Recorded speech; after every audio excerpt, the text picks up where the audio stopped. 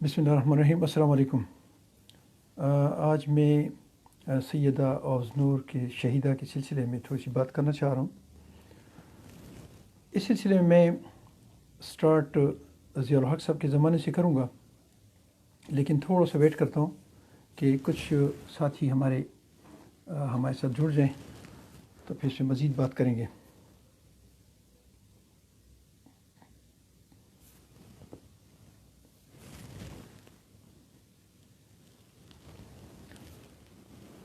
मैं अपनी बात का आगाज़ यहाँ से करूँगा कि जब ज़ियाउल हक़ साहब के ज़माने में एक बच्ची लाहौर से बेगमपुरा से अगवा हुई और उसको शहीद किया गया, उसको ज़्यादती का निशाना बनाया गया, उसके बाद उसको शहीद किया गया। तो उस सिलसिले में वो जो फ़ौजी आमिर थे, जिसको हम कहते हैं फ़ौजी आमिर, और हम लफ्ज़ इस्तेमाल करते हैं कि मार्शल लॉ और फ़ौजी हुकूमत और फ़लाँ फ़लाँ, तो उस फ़ौजी आमिर ने एक आर्डर पास किया कि एक दिन के अंदर अंदर इन लोगों को तलाश किया जाए, अदालत के सामने पेश किया जाए और उनके ख़िलाफ़ एक्शन किया जाए। उनके ख़िलाफ़ एक्शन ये हुआ कि 4 दिन के अंदर अंदर 4 बंदे पकड़े गए, जिसमें एक बंदा इस एक्शन में मुलविस था और 3 बंदे जो थे वो उसमें अगवाकारों की हैसियत से शामिल थे। हुक्म ये हुआ, फ़ौजी अदालत में वो पेश हुए और हुक्म ये हुआ कि इनको सरेआम बेगमपुरा के चौक में लटकाया जाए, सुबह इनको फांसी दी जाए और शाम तक ये फांसी पे लटके रहें।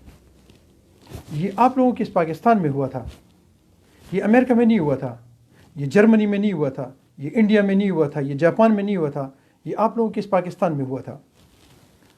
तो उन चारों को बेगमपुरा के चौक में सरेआम फांसी दी गई, लटकाया गया और शाम तक उनके मुंह में मक्खियाँ उड़ती रहीं और शाम को उनको वहाँ से उतारा गया और उनको फिर आगे पता नहीं कहाँ जहन्नम में फेंका या जो भी किया, वो एक अगला सिलसिला है। ये तो हुई एक बात। दूसरी बात ये है कि मैं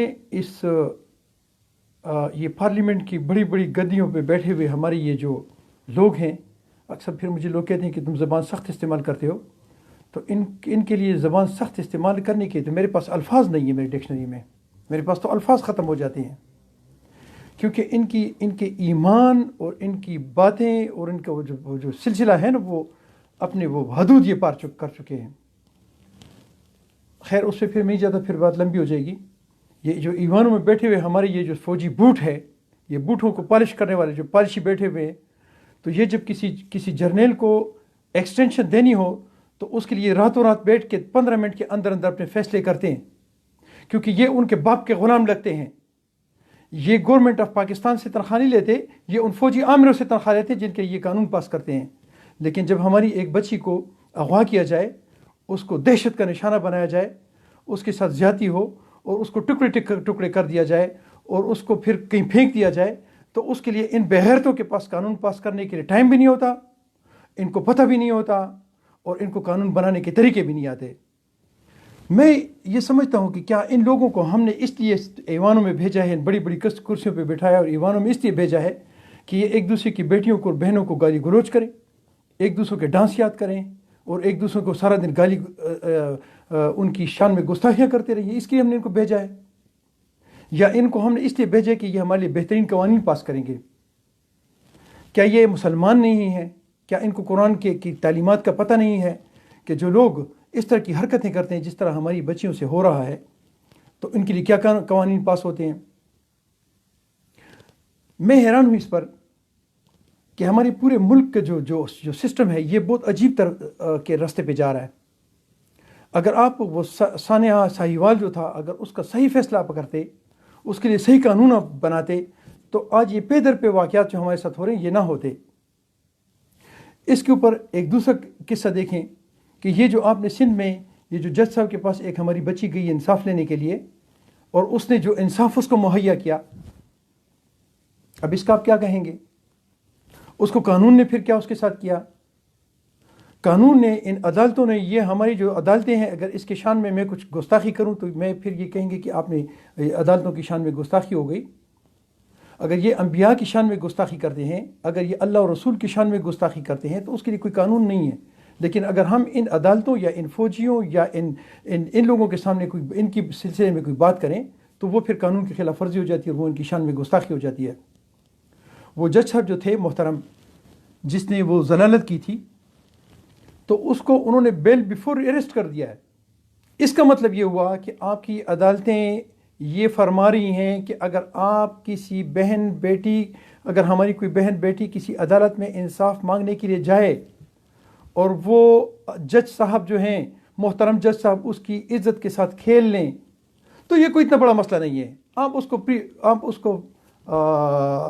بیل بیفور اریسٹ کریں، اس کو بیل دیں۔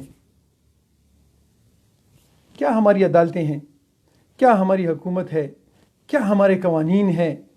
میں حیران ہوں کہ ہماری یہ جو لا الہ الا اللہ محمد رسول اللہ کے نام پہ بنا ہوا یہ پاکستان ہے، یہ جا کدھر رہا ہے۔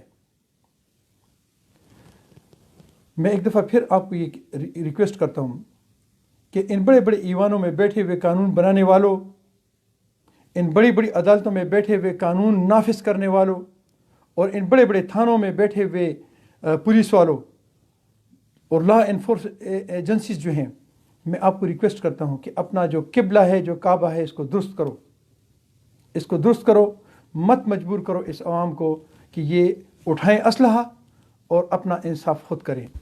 یاد رکھو کہ یہ ملک میں جو کچھ بھی ہو رہا ہے، یہ جتنی بھی قتل و غارت ہو رہی ہے، یہ آپ لوگوں کی وجہ سے ہو رہی ہے۔ اگر آپ قانون کی امپلیمنٹیشن صحیح کرتے، اگر آپ رولز ریگولیشن صحیح بناتے، تو کبھی بھی کسی ایجوکیٹڈ بندے کو کبھی بھی بندوق اور اسلحہ اٹھانے کی ضرورت نہیں تھی۔ دیکھیں ذرا جو لوگ جس کیس میں بھی آپ کی عدالتوں میں پیش ہوئے ہیں اور آپ نے جس طریقے سے ان کو قانون کی سپورٹ کی ہے اور جس طرح ان کی ہیلپ کی ہے، وہ آپ لوگوں کے سامنے ہے۔ میں کیا کہوں گا اس کے بارے میں؟ کل تفصیل سے میں اس پہ بات کریں گے ہم۔ میں آخر میں ایک ریکویسٹ کرتا ہوں، جہاں بھی ہمارے کاکا صاحب کے ہمارے عزیز ہیں، تو آپ ساروں سے میری ریکویسٹ ہے کہ کل 2 بجے زیارت کاکا صاحب میں اسی سلسلے میں ہمارا ایک جرگہ ہے، گرینڈ جرگہ ہے، تو آپ ساروں کی ریکویسٹ ہے کہ آپ وہاں پہنچیں اور اس میں ہمارا ساتھ دیں، بھرپور طریقے سے ہمارا ساتھ دیں، تاکہ ہم ان لوگوں کو کیفر کردار تک پہنچانے میں آپ ہماری مدد کریں، تاکہ ہم اس کے لیے ایک زبردست قسم کا قانون بنائیں، کیونکہ آج یہ ہماری بیٹی کے ساتھ ہوا، اور یاد رکھو مجھے دیکھنے والوں، کل تمہاری بیٹی کے ساتھ یہ ہوگا۔ تم پھر بولو گے جب کل تمہاری بیٹی کے ساتھ یہ ہوگا۔